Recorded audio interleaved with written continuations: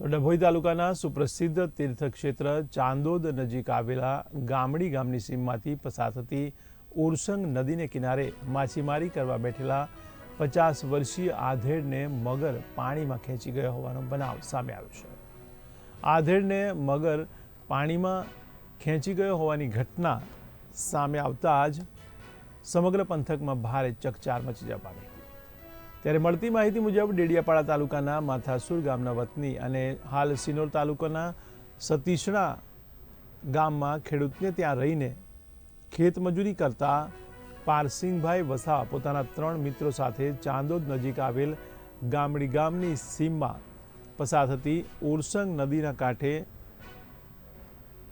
માછીમારી કરવા ગયા હતા. આ સમયે પારસિંગભાઈ નદી કાંઠે પાણીમાં પગ લંબાવીને માછલી પકડી રહ્યા હતા. આ દરમિયાન અચાનક ખૂંખાર મગર ધસી આવ્યો હતો અને પારસિંગભાઈ પર હુમલો કરી તેમને જડબામાં જકડીને પાણીમાં ખેંચી ગયો હતો, જેથી પારસિંગભાઈએ મદદ માટે બૂમાબૂમ કરતા આસપાસના લોકો મદદ માટે દોડી આવ્યા હતા.